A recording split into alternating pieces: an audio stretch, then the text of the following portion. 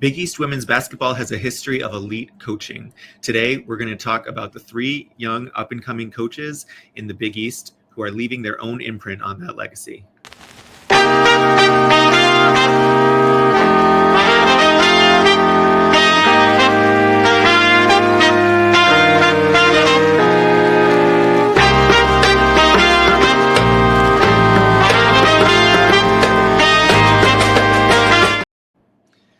What's up, y'all? It's T. Baker with the host of the Built to Ball podcast. I am delighted to be here with you today, as always, just getting to contribute to the Big East Energy Network. And many of you may be familiar with me from being a co-host on Mark's podcast, Mark Zanetto's podcast, Hoops Cap, and we talk about UConn women's hoops. And this podcast is a little more broad than that. We talk about all of the teams competing in the Big East Women's Basketball Conference.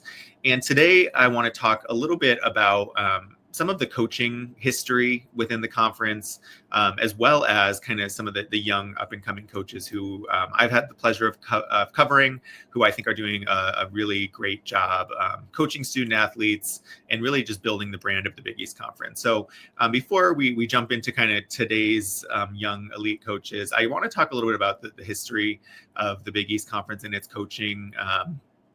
I think that obviously Gino Auriemma, head coach of UConn women's basketball, the greatest coach in the sport, a Hall of Famer, has won 12 national championships. Like it goes on and on, has dominated the Big East. So we know about Gino Auriemma, has competed in the Big East most of his career as a coach. There was a couple of years where UConn moved to the American Athletic Conference, but has just been simply dominant, not just in the conference, but in the sport at large. So, that's one that a lot of people may know. I think some of the other names I do want to highlight, though, include C. Vivian Stringer, who was the Hall of Fame head coach at Rutgers. And she is someone who has done so much in her career. She's now retired. And congratulations to her on her retirement and just her remarkable career. She is the first coach to lead 3 different teams to the NCAA Final Four. She did it with Iowa, with Cheney State, and then with Rutgers. And it's just one of the founding parents, founding mothers, if you will, of the conference of women's basketball.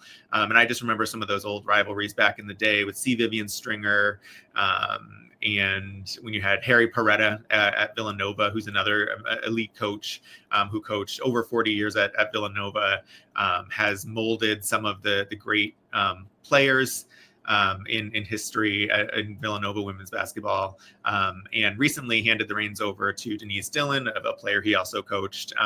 So those 3, in addition to a coach who recently this past year decided that he is retiring, which is Doug Bruno, had some health issues that sort of like forced his retirement perhaps earlier than he would have wanted, because covering him 2 or so years ago at the Big East Conference tournament, he was just like, I'm not ready to retire. I'm not retiring. I'm a coach. That's what I'm gonna do. So Hasso has an incredible history, led DePaul to tremendous success in the NCAA tournament, but also was a coach in the first ever women's professional basketball league, the WBL.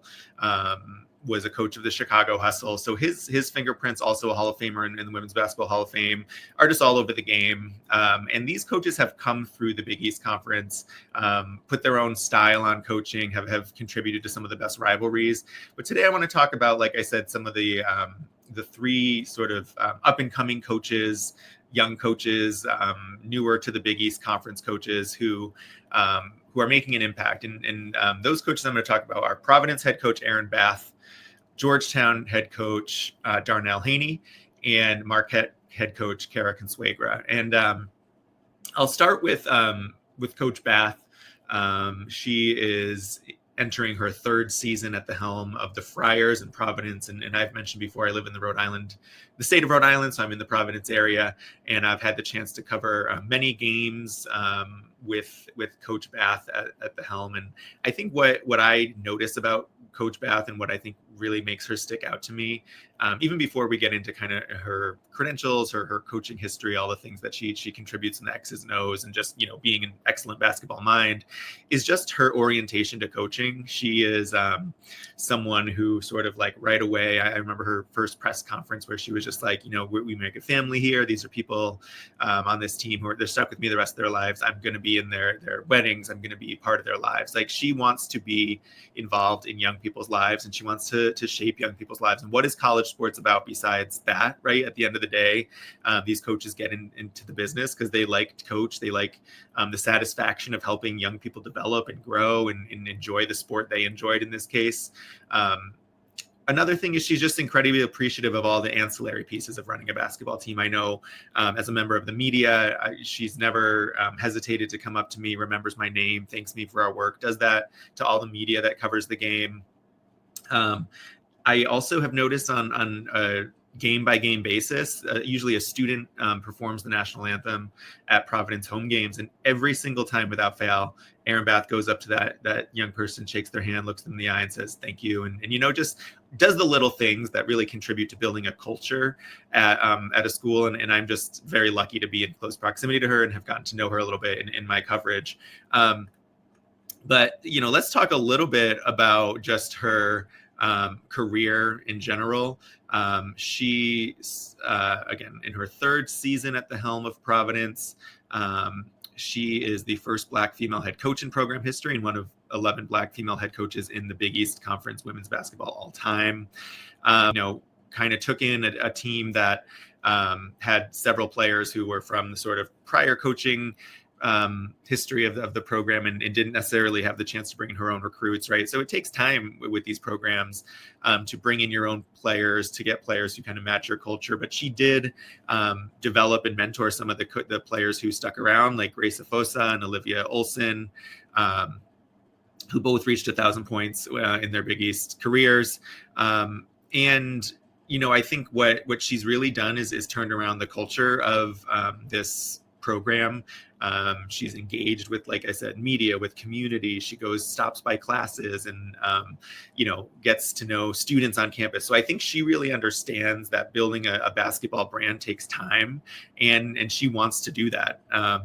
She comes from several stops, assistant coaching jobs, recruiting coordinator jobs at several universities, including D1 universities like NC State from 2018 to 2022. And then prior to her time at Providence College was at Michigan for one season.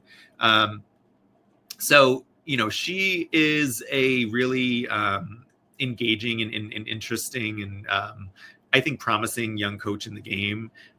She has this ability, I think, to connect with student athletes and get the best out of them. Providence didn't have its strongest season last year, but you could see the pieces are coming together, right? And I think, like, as I mentioned, as recruits come in, as players who you brought into the program from the very beginning, who buy in from the beginning come in, I think that talent begins to coalesce. And I think this season we will see a Providence team more in her vision, and I'm very excited to see what they do.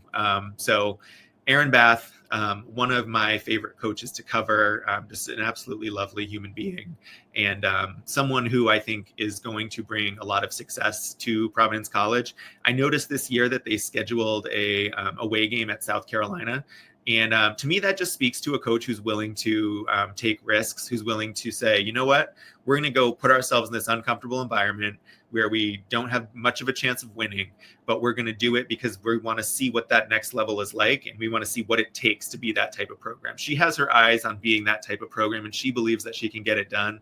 And I think that's half the battle, right? Just that belief, that culture building.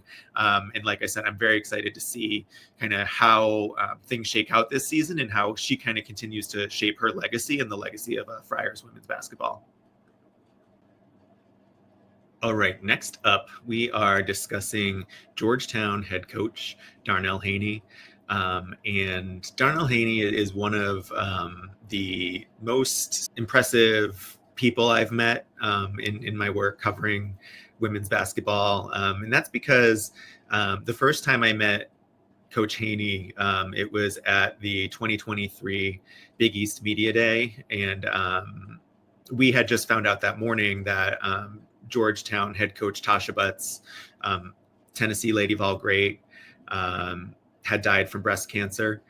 And it was a surprise. She had been battling breast cancer. And, I actually had the chance to speak to her that summer, just months before she passed, and was just so excited to have this head coaching opportunity, and had mentioned that she brought in Darnell Haney as her associate head coach from Jacksonville University, where he was the coach.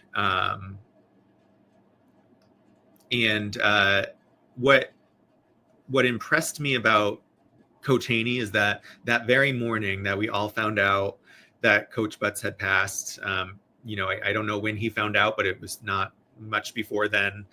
He stood at the Georgetown media station and answered all the questions, that were coming in about Coach Butts, about kind of how it felt to be named interim head coach in that moment, because he stepped in and became interim head coach. And he just handled it with such grace, pointed out just the tremendous opportunity that Coach Butts had given to him and his family, and just that he was really going to fight to continue to put this program on his back in her vision, and really just lead a team of young people who were mourning the loss of their coach. And it was just, a really emotional morning. And what was so impressive is that he then went and did that. He, in his interim season with the Hoyas, Georgetown went 23-12, including 9-9 in conference play, the most wins since the 2010-11 season. And they had this magical run to the Big East tournament championship game. And Kelsey Ransom, was just, showing off her stuff. And there was a lot of emotion and just pride in that championship run. And afterwards, at the podium, Darnell Haney was announced as the head coach. So it was just a really emotional moment. He kind of talked about what that moment means for him, what it means for his family. And it just showed that, he was put in a really tough position and handled it so well. And I think, that's the type of person, the character of the type of person you want to hire when you're looking to run a college basketball program. So, like I was mentioning, Kelsey Ransom is one of the notable players he's coached. She was the Big East co-defensive player of the year.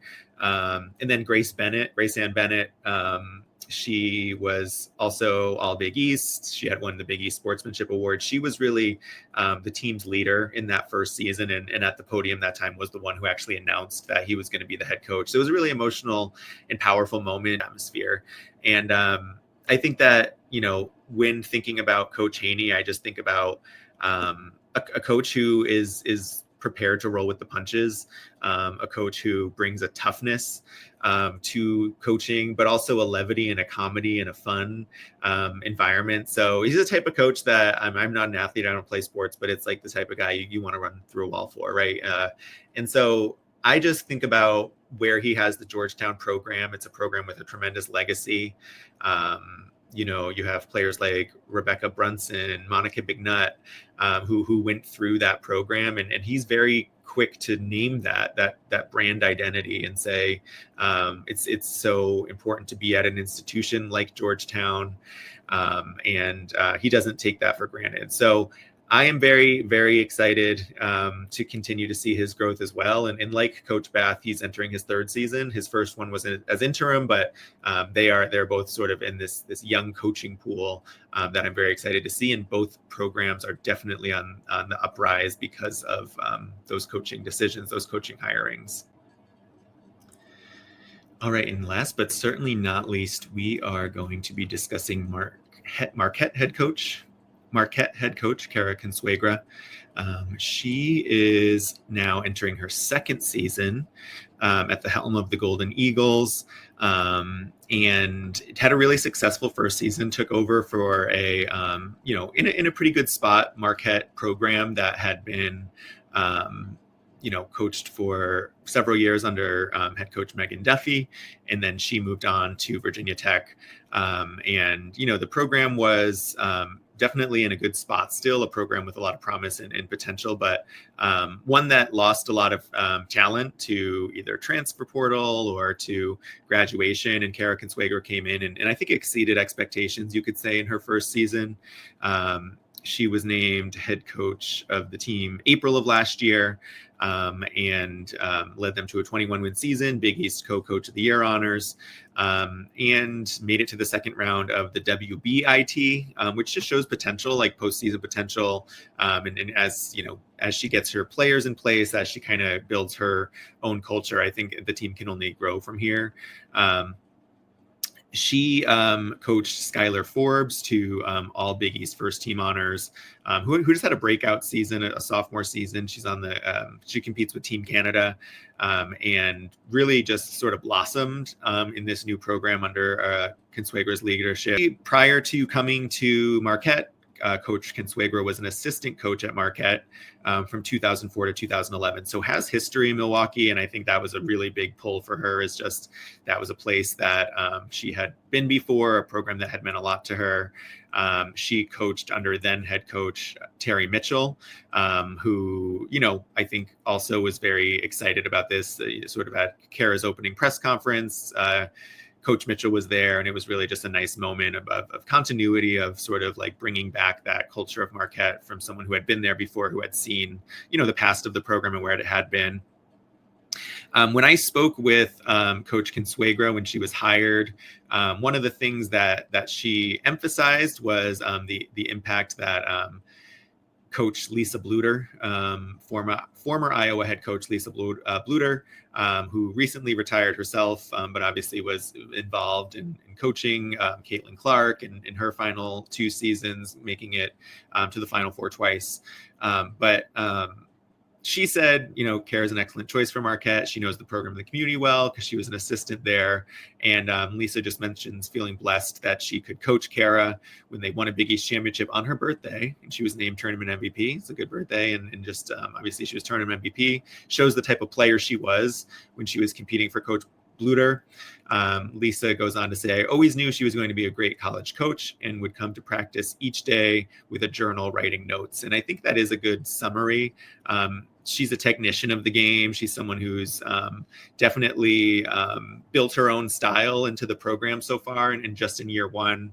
And I've just really enjoyed getting to know her. I honestly don't have as much contact with her as I might with the other coaches I mentioned on this podcast, because she's in Milwaukee. I only really can see Marquette when they come to the East Coast or in the tournament. But Marquette is a program that is consistently in the past several years in the top tier of the Big East. And I think with Coach Consuegra will continue that trajectory. And, you know, continue to grow. I think what I really enjoy about this next era of coaches is people who played basketball themselves, right? And in the case of Cara Consuegra and Erin Batth, it's players who played women's college basketball in a very different era. So it can kind of bring that perspective and just bring their own experiences of loving being a student athlete and wanting to replicate that experience for the young people that they're coaching. So just wanted to, you know, jump on today and talk about, you know, maybe some coaches who maybe don't get that national recognition, but are really building out successful programs brick by brick. It's really difficult to build a program, and especially in the era of transfer portal and NIL and now revenue sharing, right? There's so many pieces to consider. There's so many things that a young person has to consider when they make a college decision, that culture alone or coaching alone isn't going to just get you a recruit, and it isn't going to retain your roster. So building a culture in that environment is a new challenge for coaches. And these coaches, I think, are handling their roles with grace. Have really turned around each of these programs and taken them under their own ownership and leadership. And it's just exciting to see this next legacy of young coaches being built into a conference, like I mentioned at the beginning of the episode, just has a powerful legacy of coaching elite. So The season is approaching. I'm looking forward to that. I'm going to start, upping the frequency of this podcast closer to the season, just as we get more content, take you to Big East Media Day, do some coaching and player interviews, really bring you inside, what it is to be a beat writer for the Big East Conference. But for the remainder of the summer, I'm just going to want to kind of drop these episodes highlighting things that I don't always think are talked about the conference, including coaches and, just things that I notice by getting to cover this conference regularly, and I want to share with you all. So thank you so much. This has been another episode of Built to Ball.